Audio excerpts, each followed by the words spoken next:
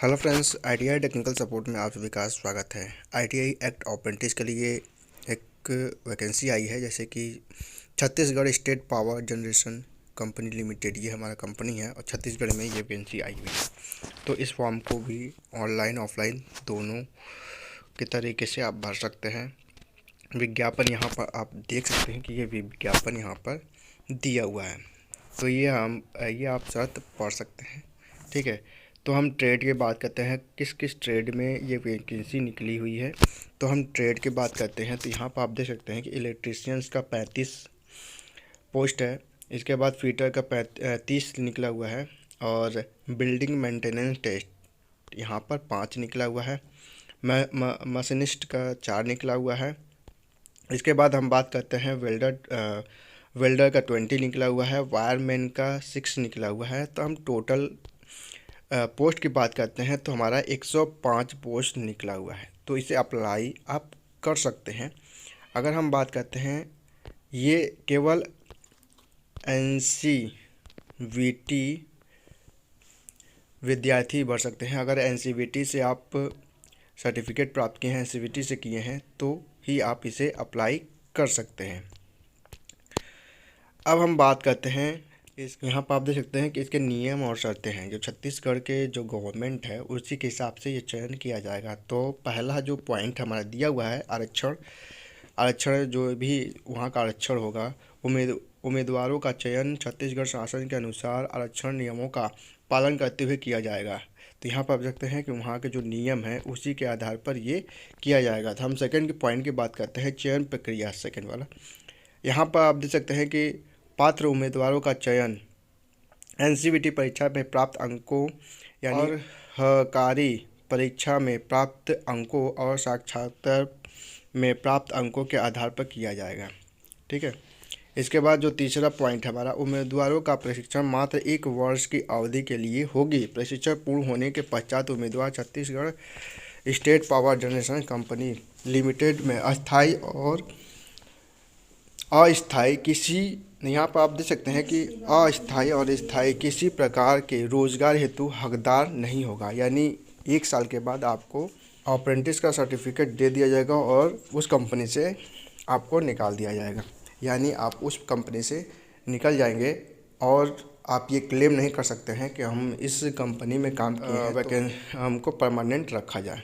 तो ठीक है, अब आगे की हम बात करते हैं। तो यहाँ पर आप देख सकते हैं कि चौथा पाँचवा पॉइंट, ये सारे नोटिफिकेशन है, ठीक है। तो इस फॉर्म को भरने से पहले आप नोटिफिकेशंस को अच्छी तरीके से पढ़ लीजिएगा। तो यहाँ पर 7वां पॉइंट हम आपको समझा दे रहे हैं कि 7वां पॉइंट क्या है, एनसीवीटी मिस, ठीक है। अभ्यर्थियों को एनसीवीटी मिस, यहाँ पर आप देख सकते हैं कि एनएपीएस में यहाँ पर में अपना रजिस्ट्रेशन करवाना अनिवार्य है। जो रजिस्ट्रेशन नंबर अनिवार्य रूप से अंकित किया जाना होगा। अब हम चलते हैं इसके बारे में, अनिवार्य आवेदन पत्र से संबंधित। तो यहाँ पर आप देख सकते हैं कि ये जो पहला पॉइंट है, संलग्न प्रारूप में आवेदन पत्र, संलग्न प्रारूप में शपथ पत्र, ये दोनों हों।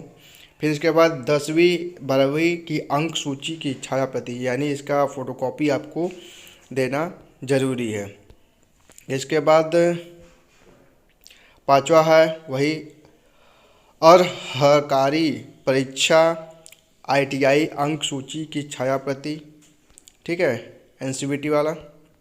इसके बाद है यहाँ पर 5वां पॉइंट है, यहाँ पर अनुसूची जनजाति अन्य पिछड़ा वर्ग के उम्मीदवारों को छत्तीसगढ़ शासन के समक्ष अधिकारी द्वारा जारी की गई स्थायी जाति प्रमाण पत्र छाया, यानी उसकी फ़ोटोकॉपी आपको जमा करना है।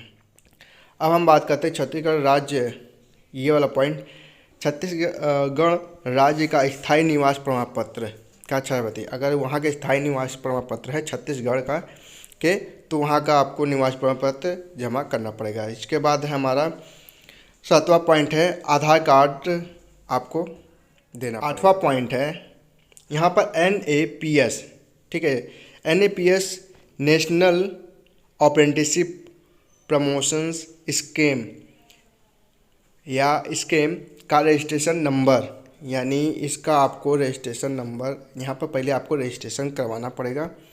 रजिस्ट्रेशन करवाने के बाद इसका नंबर, यहाँ पर रजिस्ट्रेशन नंबर आपको वहाँ पर लिखा होगा, वहाँ पर भरना पड़ेगा। ठीक है। इसके बाद जो वेबसाइट हमारा है, यहाँ पर आप देख सकते हैं कि www.cspc.co.in ये वेबसाइट है। इस वेबसाइट पर जाकर ये फॉर्म भर सकते। कार्यालय समय सुबह 10 से शाम को 5 बजे तक जमा कर सकते हैं, यानी 60 दिनों के भीतर डाक द्वारा या सीधे कार्यालय में इसको फॉर्म को भर सकते हैं। ठीक है। ये दोनों हैं, ऑफलाइन ऑनलाइन मैंने पहले ही बता चुका है। ठीक है। आप जो भी सुविधा है आप भर सकते हैं। यहाँ पर देखिए, ऑफलाइन अगर आप भर रहे हैं, आवेदन पत्र संग्रह प्रारूप में प्रमाण पत्रों के छायाप्रति सही अंतिम तिथि तक नियम पते पर प्रेरित और जमा करें। यहाँ पर आप देख सकते हैं कि ये हमारा पता दिया होगा। इस पते पर आपको इस फॉर्म को भरना पड़ेगा, यानी इस फॉर्म को भेजना है। यहाँ पर आप देख सकते हैं कि ये पता हमारा दिया हुआ है। यहाँ पर फॉर्म दिया हुआ है जो अप्रेंटिस निकाला गया है 105 पोस्ट के लिए। तो आवेदन अप्रेंटिस, ठीक है, तकनीकी, गैर तकनीकी, डिप्लोमा, ITI, तो आप जो भी है वो आप टिक करेंगे। अगर डिप्लोमा है तो डिप्लोमा टिक करेंगे, गैर तकनीकी है तो गैर तकनीकी टिक करेंगे। ठीक है। इसके बाद NASS NAPS रजिस्ट्रेशन नंबर, अब जो पहले है इसका अपने पहले आपको रजिस्ट्रेशन नंबर रजिस्ट्रेशन कराना पड़ेगा। यहाँ पर आपको दूसरे नंबर पर पहले रजिस्ट्रेशन करना पड़ेगा, उस रजिस्ट्रेशन में आपको नंबर मिलेगा, यहाँ पर आपको फिलअप करना पड़ेगा। ब्रांच ट्रेड, तीसरा पॉइंट हमारा ट्रेड, जिस ट्रेड से आप हैं वो ट्रेड आपको भरना पड़ेगा, जो अवेलेबल ट्रेड वहाँ पर दिया हुआ है, जो प्रकाशित किया गया है। इसके बाद हम आपका नाम हिंदी इंग्लिश दोनों में। इसके बाद पिता का नाम, आधार कार्ड, जन्म तिथि, हाई स्कूल, जो हाई स्कूल में जन्म तिथि है उसके हिसाब से आप भरेंगे। यहाँ पर आप देख सकते हैं कि श्रेणी में दिया है आरक्षित, अनुसूचित जाति, मतलब इसका आपको फोटोकॉपी आपको जमा करना पड़ेगा, पीछे लगाना पड़ेगा अच्छी तरह। यहाँ पर आप देख सकते हैं कि हाई स्कूल, इंटर और जो भी जिस ट्रेड से आप किए हुए हैं उसका और इसका परसेंटेज जो भी है यहाँ पर आपको देने पड़ेंगे। 14 नंबर है कि आप विवाहित हैं, हाँ या नहीं।